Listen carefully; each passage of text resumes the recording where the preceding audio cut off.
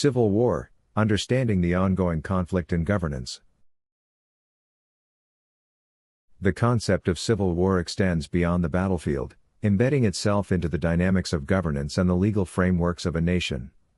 According to Anderson's dictionary, a civil war exists when the regular course of justice is interrupted by revolt, rebellion, or insurrection.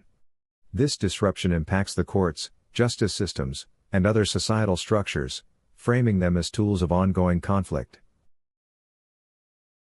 Since 1871, the United States has arguably remained in a state of civil war, transitioning from the North-South divide to a broader dichotomy between the national and federal governments.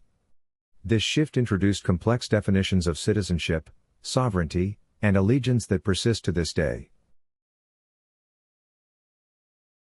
Key issues of governance.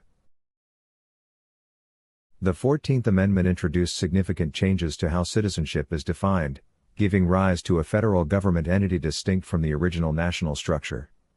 The federal government, described as a foreign belligerent and established under different legal premises, often conflicts with the sovereignty of the states and the people. Many individuals unknowingly pledge allegiance to this federal entity through various documents, such as Social Security cards, voter registrations, and other contracts. This system has created a dual structure of governance, the national United States representing the original constitutional government, and the federal United States, a corporate entity established under foreign principles. Understanding this distinction is crucial for reclaiming individual rights and freedoms. Contracts and allegiances. Citizenship and allegiance are often tied to contracts, whether explicit or implied. The Social Security card, driver's license, and voter registration are among the tools used to maintain individuals under federal jurisdiction. These documents, often misunderstood, bind people to obligations under a system they might not fully understand. According to Anderson's definition, war dissolves partnerships. Thus, those seeking to reclaim their rights must actively revoke their allegiances to the federal system and pursue repatriation into the national framework.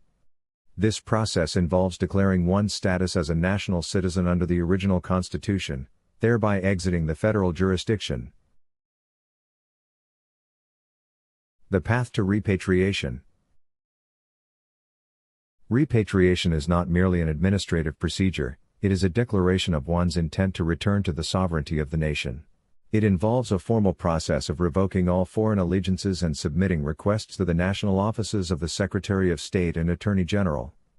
These officials, under their constitutional oaths, are obligated to honor the individual's right to return to national citizenship.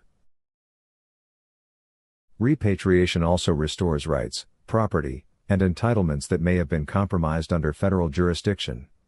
It is an act of self-determination, empowering individuals to reclaim their sovereignty and align themselves with the foundational principles of governance. Educational insights for informed decisions. Understanding these complexities requires a willingness to explore legal dictionaries, historical documents, and constitutional laws. Individuals must differentiate between national and federal systems, recognizing the implications of their contracts and affiliations. By educating themselves and taking actionable steps, individuals can navigate the legal and political intricacies of citizenship, governance, and personal sovereignty. This information is for educational purposes only. This is not legal or financial advice. We offer this information as it is presented to us, we neither endorse nor discredit it. Make your own decision regarding the content. For additional resources or questions, subscribe to this YouTube channel.